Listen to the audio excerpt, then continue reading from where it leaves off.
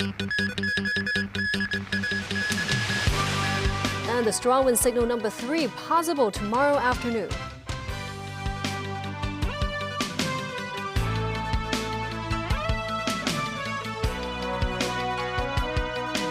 Lunar samples collected from the far side of the moon during China's Chang'e 6 mission are also on display at the Zhuhai Air Show.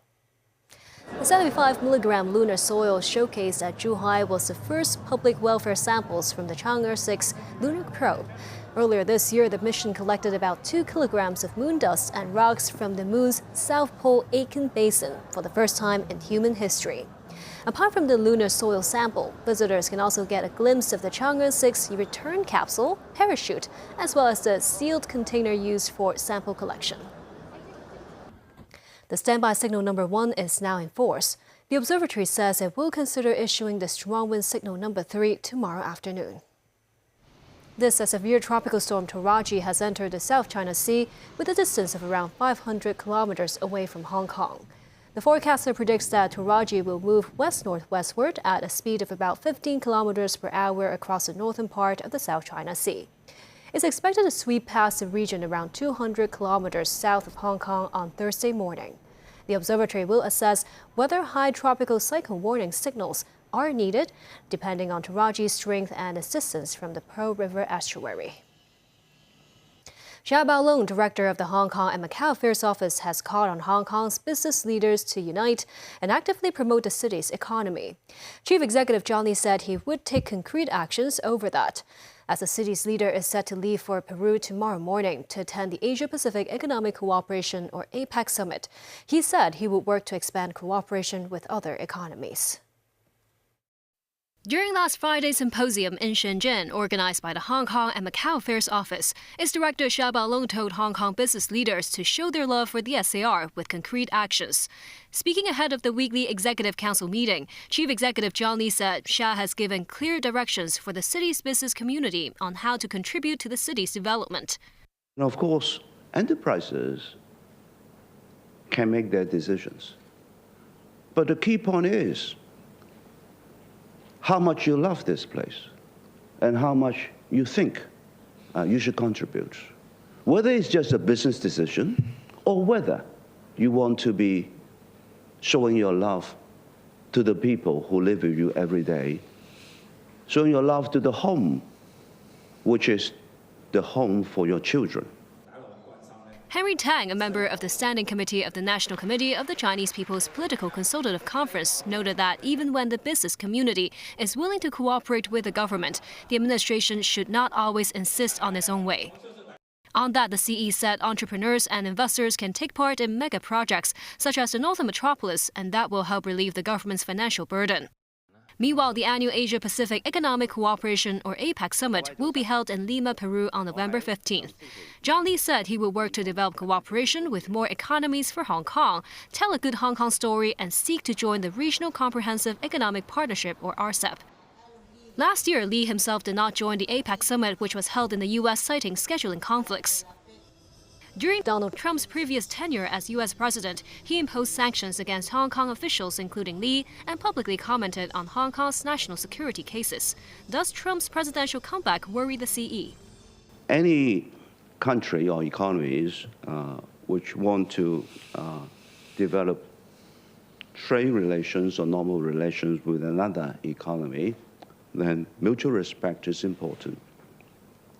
And also, there should be respect so that there will be non-interference with local affairs, internal affairs.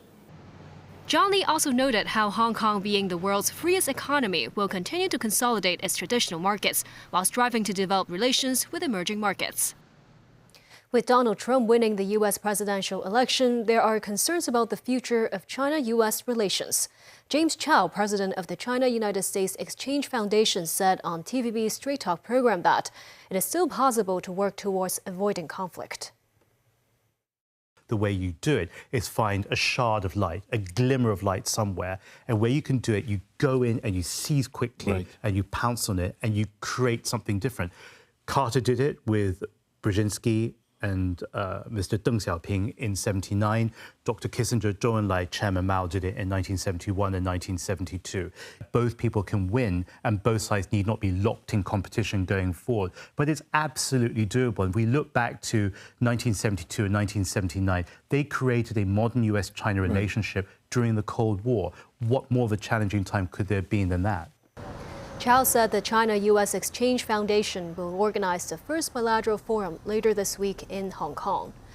Current and former diplomats and officials of both countries will take part in a working meeting. James Chow, who is a World Health Organization Goodwill Ambassador, is a former journalist at TVB News. Data provider Decision Desk HQ projected on Monday that Donald Trump's Republican Party has won a majority in the U.S. House of Representatives, which would signal that Republicans would hold a majority in both chambers of Congress. Republicans are projected to hold at least 215 seats, with Democrats securing at least 206. 14 seats remain uncalled. Earlier, Edison Research projected Republicans have already secured a U.S. Senate majority of at least 52 to 46.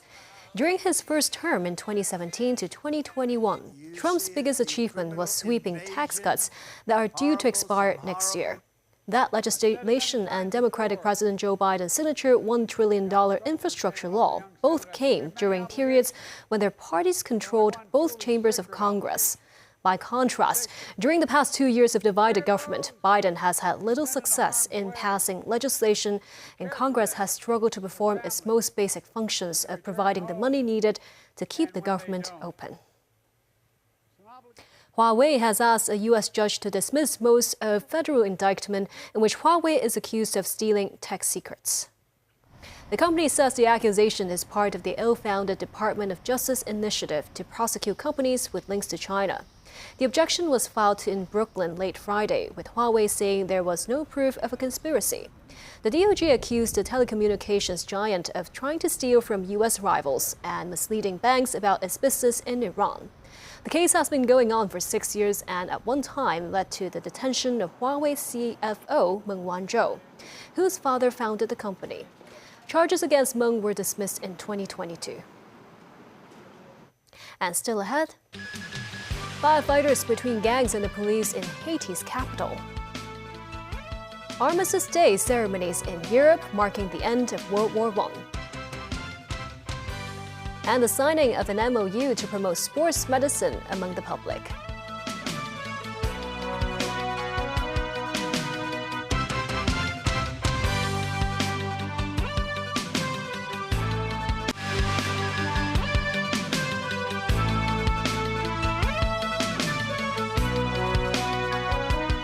Welcome back. Haiti's international airport shut down on Monday after gangs opened fire at a commercial flight landing in Port-au-Prince. This prompted other airlines to temporarily suspend operations, and shots were fired on the streets of the capital as the country swore in a new interim prime minister, who has promised to restore peace. Tracy Furness reports. Shootouts broke out between police and gangs on the streets of Haitian capital Port-au-Prince. Heavily armed officers were taking cover behind walls and trucks as gunshots rang out, causing civilians to clear the area. In some upper-class neighborhoods, homes were set on fire. The country's international airport did not escape the violence after damage from a bullet to a JetBlue Airways plane was discovered as it returned from Port-au-Prince. The airline said it will extend a halt to all flights to and from Haiti through December 2nd.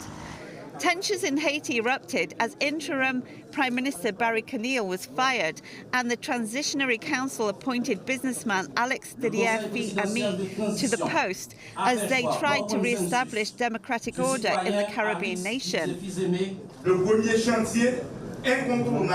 Fils-Ami said his first task will be to determine the success of the transition by re-establishing security of the people, property and infrastructure, food security and freedom of movement throughout the country. The council has been marked by infighting and 3 members were recently accused of corruption. The United Nations has issued a call for Haitian stakeholders to work constructively together to advance the political transition as previously agreed on.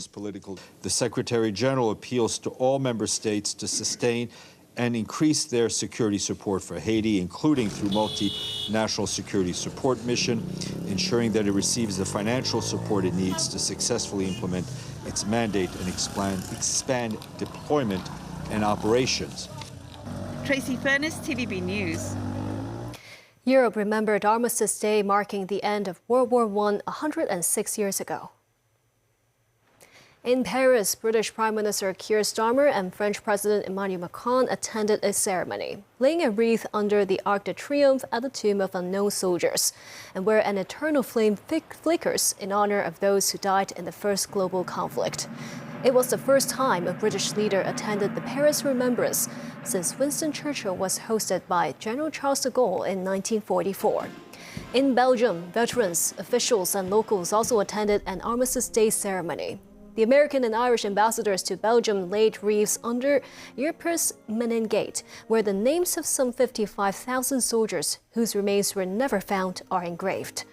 World War I pitted the armies of France, the globe-spanning British Empire, Russia, and the United States against a German-led coalition that included the Austro-Hungarian and Ottoman empires.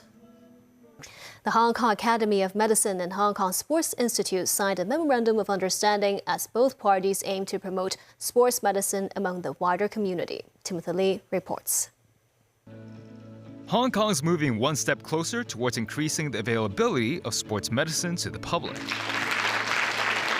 This as a memorandum of understanding signing ceremony was held today at the Hong Kong Sports Institute with participants including Secretary for Culture, Sports and Tourism Kevin Yeung and Secretary for Health Leung Chung Mao.